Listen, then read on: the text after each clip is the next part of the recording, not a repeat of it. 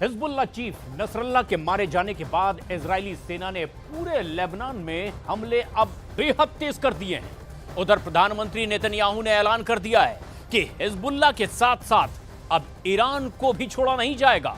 तो नेतन्याहू ने भी साफ किया है कि ईरान का भी वही हाल होगा जो कि हाल हिजबुल्लाह का किया जा रहा है।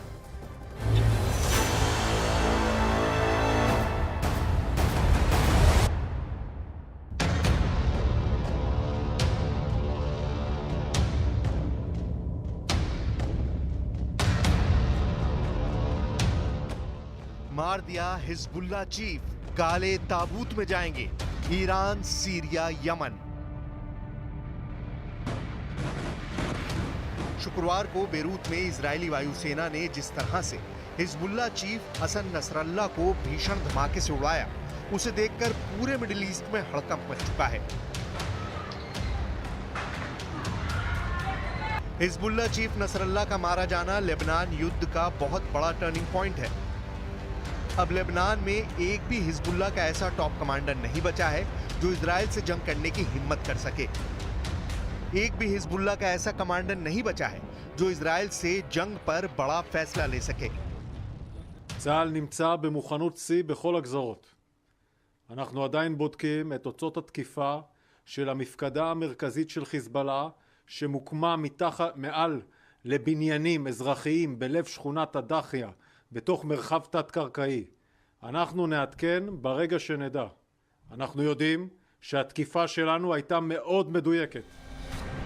इधर ईरान के सुप्रीम लीडर खामनेई ने इमरजेंसी मीटिंग बुलाई है। दावा किया जा रहा है कि खामनेई ने अपने कमांडर्स को साफ आदेश दे दिया है कि अब पूरे मिडिल ईस्ट में भयंकर जंग होने जा रही है और अब ईरान को इजराइल से जंग करने के लिए आखिरी युद्ध करना होगा। इजराइल के प्रधानमंत्री नेतन्याहू ने संयुक्त राष्ट्र में पूरे मिडिल ईस्ट में भयंकर जंग से जुड़ा एक ऐसा नक्शा दिखा दिया है जिसने ईरान, सीरिया, लेबनान, बाजी ऐसा काम नहीं करना हम लोग को। हमास के बाद हिजबुल्लाह का पूरी तरह से सफाया होते ही इजराइल ईरान को भी पूरी तरह से तबाह करने में जुट जाएगा।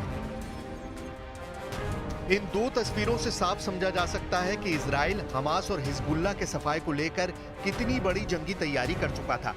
एक तरफ उसने 27 दिसंबर दिन शुक्रवार को हिजबुल्लाह का सबसे पावरफुल चेहरा और चीफ हसन नसरल्लाह को मार डाला, तो वहीं दूसरी तरफ नेतन्याहू ने दुनिया को वो नक्शा दिखा दिया है जिसमें फिलिस्तीन का वजूद ही नहीं है।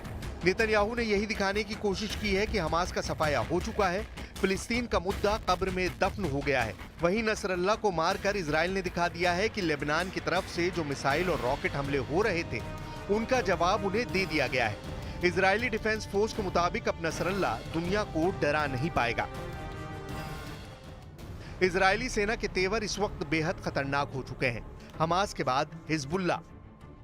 जरा देखिए, नेतन्याहू के दोनों हाथों में दो तरह के नक्शे हैं। एक नक्शा काले रंग से रंगा हुआ है, दूसरा नक्शा हरे रंग से रंगा हुआ है। काले रंग से रंगे नक्शे में ईरान, इराक, सीरिया और यमन को दिखाया गया है, जबकि हरे रंग से रंगे नक्शे में मिस्र, सूडान, सऊदी अरब और भारत समेत कई देशों को दिखाया गया है। नेतन्याहू के हाथ में मौजूद दोनों नक्शों में गौर करने वाली बात यह है कि इनमें फिलिस्तीन को पूरी तरह से मिटा दिया गया है। अब हम आपको दिखाते हैं कि नक्शों को देखकर मिडिल ईस्ट के कई देश क्यों घबरा गए हैं। अब जरा नेतन्याहू के हाथ में मौजूद दो रंग के नक्शों की डिटेल भी जान लीजिए। नेतन्याहू के हाथ में काले रंग के नक्शे में ईरान, इराक, सीरिया और यमन को दुश्मन देशों के रूप में दिखाया गया है, जबकि हरे रंग के नक्शे में मिस्र, सूडान, सऊदी अरब और भारत समेत कई देश हैं। ईरान, इराक, सीरिया और यमन वाले नक्शे पर अभिशाप यानी द कर्स लिखा हुआ है। वहीं बाएं हाथ में मिस्र, सूडान, सऊदी अरब और भारत सहित देशों वाले नक्शे पर आशीर्वाद द ब्लेसिंग लिखा हुआ है। हैरान करने वाली बात तो यह है कि इन दोनों नक्शों में से फिलिस्तीन के वजूद को मिटा दिया गया है। अब दुनिया के कई देशों की सरकार नेतन्याहू के हाथ में मौजूद काले और हरे नक्शों को डिकोड करने में जुट गई है। फिलहाल नेतन्याहू ने साफ संकेत दे दिया है कि हिजबुल्लाह के बाद ईरान पर इजराइल हमला जरूर करेगा। It's a map of a curse. It's a map of an arc of terror that Iran has created and imposed from the Indian Ocean to the Mediterranean. Iran's malignant arc has shut down international waterways. It cuts off trade. It destroys millions destroys nations from within, and inflicts misery on millions. Hezbollah का सफाया, Iran पर हमले की तैयारी। Israeli सेना का Lebanon की राजधानी बेरूत समेत कई इलाकों पर मिसाइल हमला अभी भी जारी है। इजराइल ने बेरूत के दहिया शहर के रहने वाले लोगों को तुरंत इलाका खाली करने को कहा है। इजरायली सेना का कहना है कि इनका इस्तेमाल हिजबुल्लाह इजराइल पर हमले के लिए कर रहा है। इधर इजराइल ने लेबनान सीमा पर अतिरिक्त टैंक और बख्तरबंद वाहन तैनात कर दिए हैं। नेतन्याहू ने सेना को लेबनान में जमीनी हमले के लिए पूरी तरह से तैयार रहने को कहा है। कल बेरूत में इजराइल के फाइटर जेट F-35 से भयंकर हमले किए गए थे, जिसमें न सिर्फ हिजबुल्लाह चीफ नसरुल्लाह मारा गया, बल्कि शहर को भयंकर नुकसान हुआ है। जरा देखिए बेरूत में हुए धमाकों से जुड़ी अभी की बड़ी खबरें क्या आ रही हैं। इजरायली सेना के प्रवक्ता लेफ्टिनेंट कर्नल नादाफ शोशानी ने एक्स पर पोस्ट कर नसरुल्लाह के मारे जाने की पुष्टि की है। इजरायली सेना के प्रवक्ता डेविड अब्राहम ने बताया, एयर स्ट्राइक में 64 साल का हिजबुल्लाह चीफ नसरुल्लाह मारा गया है। हसन नसरुल्लाह को मारने वाले ऑपरेशन का नाम न्यू ऑर्डर था। नसरुल्लाह की मौत के दावे के बाद इजरायली सेना ने कहा, जो भी इजराइल को धमकाएगा, हमें पता है कि उस तक कैसे पहुंचना है। यह हमारी क्षमता का अंत नहीं है। इजरायली न्यूज चैनल के मुताबिक एयर स्ट्राइक में नसरुल्लाह के अलावा उसकी बेटी जैनब भी मारी गई है। इसके अलावा हिजबुल्लाह के दक्षिण फ्रंट का कमांडर अली कारकी भी ढेर कर दिया गया है। हमले में हिजबुल्लाह के मिसाइल यूनिट के कमांडर मोहम्मद अली इस्माइल और डिप्टी हुसैन अहमद इस्माइल भी मारे गए हैं। हिजबुल्लाह चीफ का भाई हाशिम सैफुद्दीन भी कल बेरूत हमले में मारा गया है। इधर पीएम नेतन्याहू ने इजरायली दुश्मनों पर भड़कते हुए कहा है कि हमारे पास स्टील की नसें हैं। पीएम नेतन्याहू ने बेरूत में इजरायली हमले के बाद कहा कि हमारे दुश्मन सोचते हैं कि हम मकड़ी के जाल की तरह हैं, लेकिन हमारे पास स्टील की नसें हैं। हम आपको बता दें कि नसरुल्लाह कई बार अपने भाषणों में इजराइल को मकड़ी का जाल बता चुका था, लेकिन अब इजराइल के इसी बारूदी जाल में फंसकर वो मारा जा चुका है। हालांकि ईरान का अभी भी यही दावा है कि हिजबुल्लाह चीफ हसन नसरुल्लाह जिंदा है, लेकिन ईरान कोई सबूत नहीं दिखा पा रहा है। न्यूयॉर्क टाइम्स के मुताबिक बेरूत पर इजरायली हमले के बाद ईरान के सर्वोच्च नेता अयातुल्लाह खामनेई ने शुक्रवार रात अपने घर पर राष्ट्रीय सुरक्षा परिषद की एक इमरजेंसी मीटिंग बुलाई थी। बैठक में ईरानी राष्ट्रपति मसूद पेज़ेश्कियान ने इजरायली हमले की निंदा की और इसे वॉर क्राइम बताया।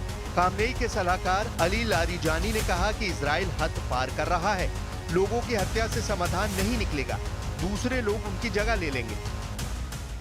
I have a message for the tyrants of Tehran. If you strike us, we will strike you. There is no place in Iran that the long arm of Israel cannot reach. And that's true of the entire Middle East. गजा और Lebanon जंग धीरे धीरे पूरे middle east में फैल रही है। Middle east के नक्शे पर आपको जो देश दिखते हैं, उनमें एक तरफ यहूदी देश इजराइल है, जबकि दूसरी तरफ मुस्लिम मुल्क बहरीन, इराक, ईरान, फिलिस्तीन, Jordan, Kuwait, Lebanon, Oman, Qatar, Saudi Arab, Syria, UAE और यमन है। कुल 14 देश हैं। बाकी 2 और देशों तुर्की और लीबिया को भी मिडिल ईस्ट का ही हिस्सा माना जाता है। तो हो गए कुल 16 देश, और इन 16 देशों में से 15 देश तो मुस्लिम हैं, जबकि इकलौता यहूदी देश है जो 15 देशों से लड़ने का इरादा रखता है। हालांकि नेतन्याहू ने मिडिल ईस्ट के कम से कम 6 देशों को इजराइल की तरफ मिला लिया है। इसलिए ईरान, लेबनान, सीरिया, इराक और यमन के लिए इजराइल को आसानी से हरा पाना लगभग असंभव है। हिजबुल्लाह चीफ हसन नसरुल्लाह की मौत के बाद पूरे मिडिल ईस्ट में गदर मच गया है। इजराइल 9 दिनों से लेबनान में मिसाइल हमले कर रहा है। अल जजीरा की रिपोर्ट के मुताबिक इजरायली मिसाइल हमलों की वजह से लेबनान में 700 से ज्यादा लोग मारे गए हैं। इसके अलावा 5 लाख से ज्यादा लोगों को अपना घर छोड़कर जाना पड़ा है। इजराइल ने लेबनान में चलाए जा रहे ऑपरेशन को नॉर्दर्न एरोज नाम दिया है। अब देखना होगा कि हिजबुल्लाह संगठन में 32 साल से चीफ रहे नसरुल्लाह के मारे जाने के बाद हिजबुल्लाह इजराइल से जंग कैसे करता है।